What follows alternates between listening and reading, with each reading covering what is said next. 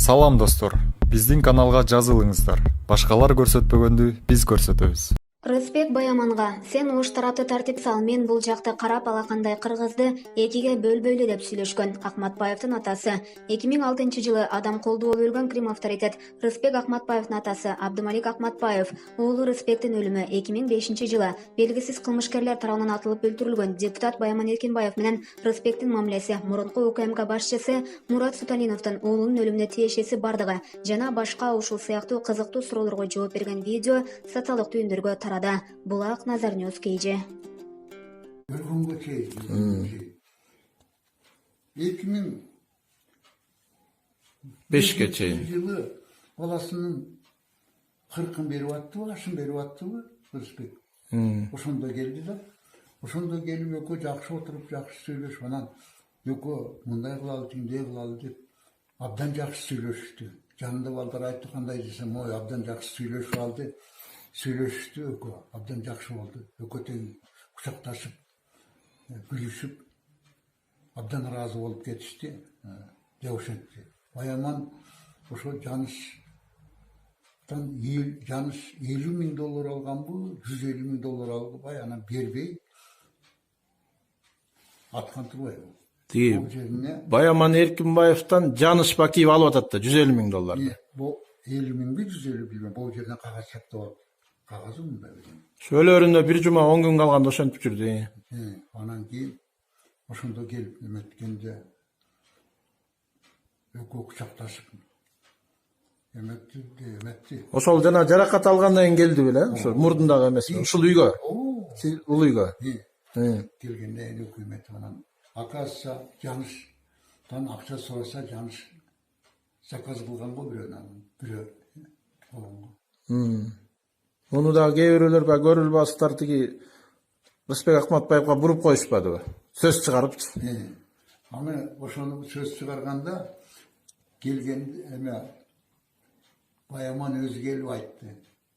Өзү келип сүйлөшүп атканда балдар айтат да. Баяманды алып кетти деп жерине ошондой болуп мындай кетиптир. Жаныштын жасаган окот экен, Жаныштан ыкылдатып акчасын сураса, Жаныш жок кылам деген ой бар го деп. Анан кийин жок кылбады Жаныш. Анан бир сахар шылтап атат деген сөздөрдү айткан го. Анан күлүп экөө сен ош жакты тартипке сал, буякты көлдү салалы. Алакандай кыргызды экиге бөлбөйлү деп айтышты экөө. Ошондон ант беришти деп. Ушул ага чейин дагы келип жүрчү беле ушу Баяман. Мурун сиз көрчү белеңиз ошол. Ага чейин да келген. Ой, келип эле ошондой мына чапжак бойлуу бала экен, аталап келип эле ошондо экөө ээрчишип келип. Бул Баяман деп Рысбек. Күлүп. Оштун баласы. Ошентип. Рысбек Акматбаев ушу өлөргө ас калганда, ушу өлтүрүүлөргө десек туура болот го, баягы киши колду болду деп атпайсызбы? Ушу ас калган убакта ошонун тегерегиндеги ишенимдүү балдардын баарын көзүн тазалашты да. Адис Кулманбетов жана башкалардан баштап. Бул боюнча эмне айтасыз? Бул боюнча Жаныш жанакы Суталиновди бекер чыгарды да. Ал дагы жанакы Баткаевдай чыгарып койбоду муну дагы. Өлөп тигинтет деп. Ушунча элдин канын төккөн Суталиновди чыгарып койду бул өкмөттө. Агир барбы? Агир жок да. Мыйзам жол берет турбайбы? Оорулуу адамга. Мунун оорусу чын экен, а тиги Баткаевдики жасалма болот. Манас атанын убагында Манас өзү таразага тартырып, астырып койчу да. Муну асып эле коюш керек болчу. Аны кыйнап өтүп, түрмөдөн тамак берип, кармит этпейли. Канча балдар боздоп калды, атасы жок. Канча жаш балдар үйлөнөм деп, эртең үйлөнөм деп аткандар өмүрү кыйылып, энелери боздоп калды. Эмнени айтасың балам? Аны кайсы кыргыз ойлонуп атат? Кайсы кыргыз ойлонот? Демек, жана сөзүңүздү уласаңыз, ошондо ушу Жаныш Бакиев, Марат Суталинов аркылуу ушу Рысбектин балдарын тазалады дегенди айткан тасты. Мен Рысбекти тазалаган Суталин бар анын ичинде. Сталиндік бар. Мен азыр айтып атышат тиги ошолор Сталиндиктер тиги жаныштын указаниясы менен жанакы эме деп коет. Бет баштарын чүнкө алып келип аткан. Спецназдар. Спецназдар бар. Спецназдар менен аттырды деп угуп атам. Автомат менен аттырды деп.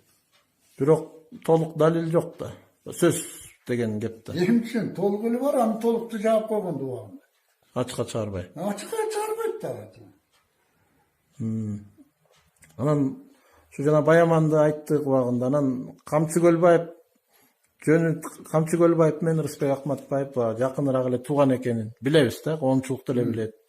Убагында баягы Камчыга баягы ушу жардам берип, турмуштук жолго салып деген сөздөр көп эле айтылып атпайбы? Өз осуңуздан угалы да ушу. Ал тууган мен, тууганым.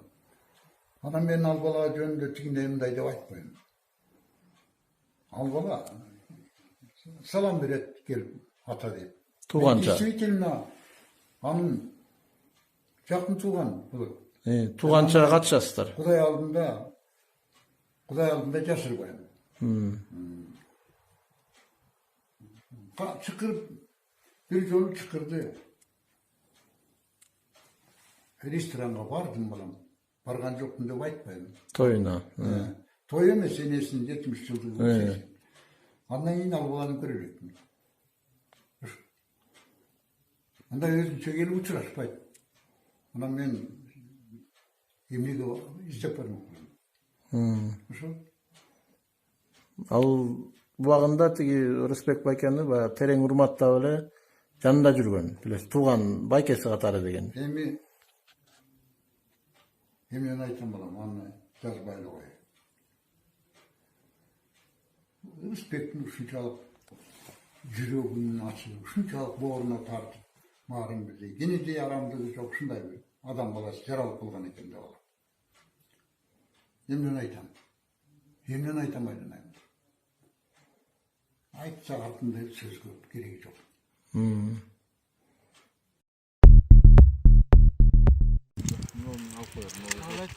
Assalamu alaikum. Дедештер мынакей.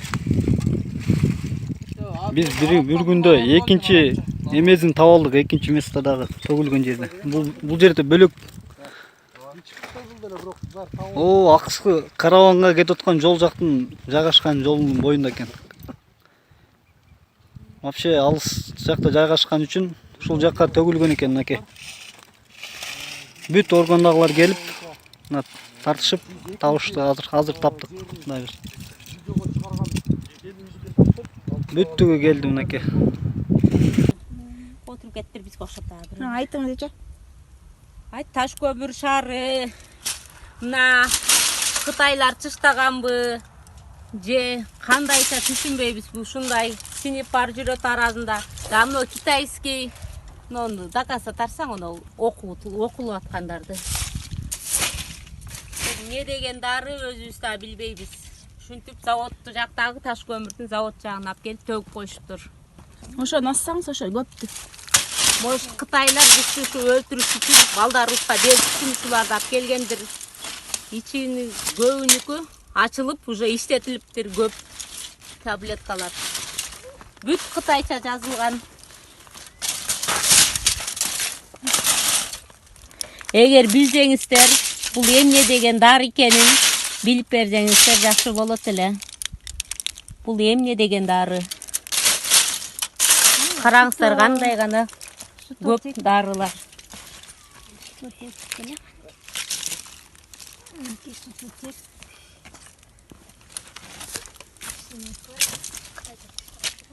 Упаковкаларды бере калам.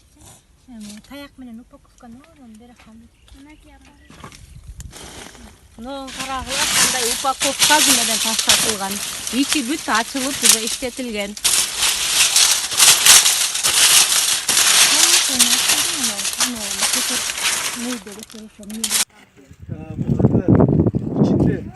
Дарылардын табылган территория подстанция мол жерде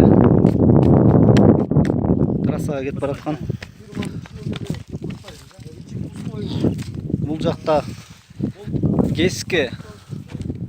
ГЭСтин жолуна каймашкан жол.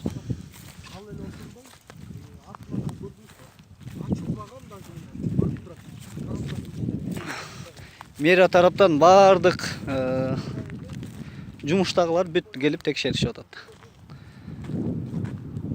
Мынакей заводдун могу терип отурат. ГЭСтен завод жакта эмес экен. ГЭС завод ойнак эле калып калды. ГЭСтин берки өт экен. Бул жака чыккан жол жанагы трассага чыгып кете турган жол. Ушуну азыр бардыгы талкуу болуп атат. Бүттүгү келип атат. СМЛдан бүт органда иштеген эмелер бүт карашып атат. Баары жакшы, Кудай буйрса.